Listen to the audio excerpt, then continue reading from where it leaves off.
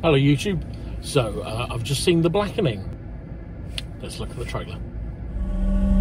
On June 16th. Stop playing! Wait, hold up. I know I left this door open. See the horror film. Preview audiences are calling a killer experience. The Blackening. No, thank you. Probably runs on racism. Pick a card. Or you die. So The Blackening, so yeah, quick summary is that it's about a group of friends who are reuniting for a weekend together. They're all black, or should I say African American? I don't really know. I'm just going to say black because it's called The Blackening. And the group of friends are basically been in this where they're staying. They find a games room with a game called The Blackening, which has got very dated racial black stereotypes associated to that game. And there's a maniac who is asking, making them all of the friends answer questions that all have a black slant to them. It's a horror comedy, very much leaning on the comedy side of things, and it's directed by Tim Story. And Tim Story is kind of an interesting name because Tim Story in like the early 2000s did loads of stuff, and he was quite a big name. And he did the original Fantastic Four films with oh shit, what? I can't remember their names. That's how memorable those original Fantastic Four films were. So he did those, and he did the remake of Taxi, and he's kind of a name that's kind of disappeared. For me, has kind of disappeared, and I hadn't really thought about that much. And so hearing that he was doing this, which is this kind of mid-budget original horror comedy, I kind of thought, well, that's kind of interesting, and I heard some okay reviews of it, and it feels like something I feel like I should support in terms of it is an original comedy. So in short, where am I going to go with this review? I enjoyed it, but it very much leans more on the comedy side than it does on the horror side, and I would almost say the horror side is almost the weakest element to it. Yeah, it's relying on tropes that you know, but those tropes are done in quite an uninspired sort of way,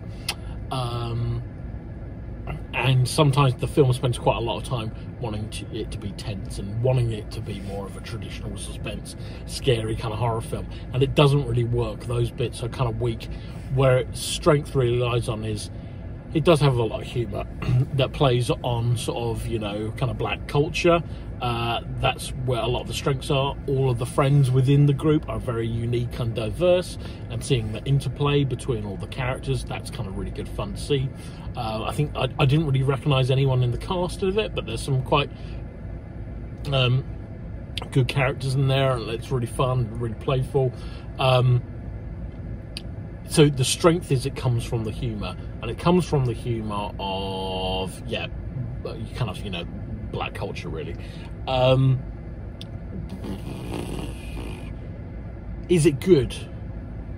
Is it good? When I was watching it, I should also say it's also got a slightly meta element to it, where it's relying on horror, where it's relying on previous horror tropes,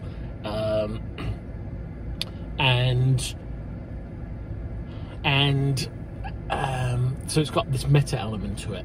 And watching it, I thought, well, if this was a meta horror movie, let's take away the black culture element to it, would I still be enjoying this? If it weren't for that unique thing, it's very much about kind of a group of black friends, and it plays very much on sort of African American culture, would it still be good? And the answer is no, it's not really. I think there's a lot of humour in it, and that's good, but it doesn't live much beyond kind of that it's, you know, unique selling point really of kind of been very much about kind of the looking at it from a unique black experience within a sort of tropey horror setting.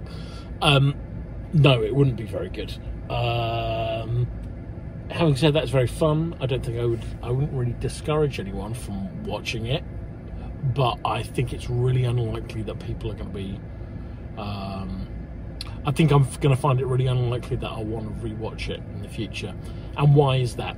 Partly, like I said before, I think the horror, it is very much a horror comedy, but with a small H on the horror part, and I kind of wish that that was played with a little bit more, you know, weight to it, rather than the way it is at the moment, where the comedy element is the strongest part to it, and the horror element is the weaker bit.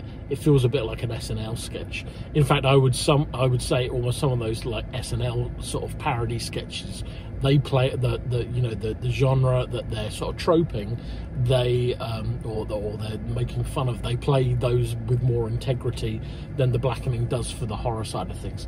So I wish there was a bit more edge to the horror. And what I mean by that is that, you know, the psycho that's kind of after them has this kind of racial stereotype kind of, you know, black mask that it wears, but doesn't really have anything else unique in terms of wanting to create an original kind of like movie psycho.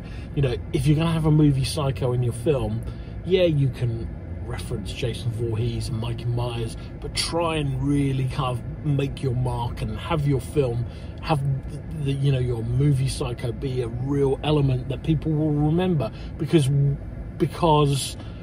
I think that's one of those things that can really add personality to the film, and this doesn't really do that. The movie maniac in this is a bit forgettable, beyond the fact that it's kind of, you know, using racial stereotypes in terms of the monster the killer uses. Also, the gore in it is, so the kind of the main weapon that the movie psycho uses is a kind of a bow and arrow thing, and that is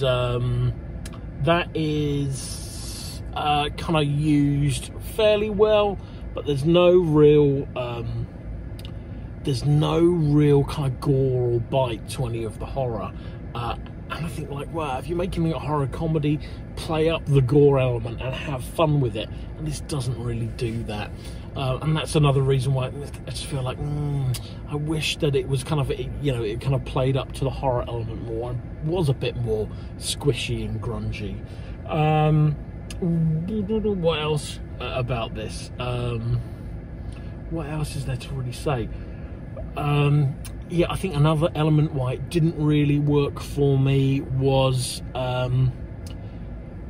it's got a very glossy look to it, and I like things that have glossy looks, but this felt very much like it felt like there was no attempt to kind of not make it feel designed.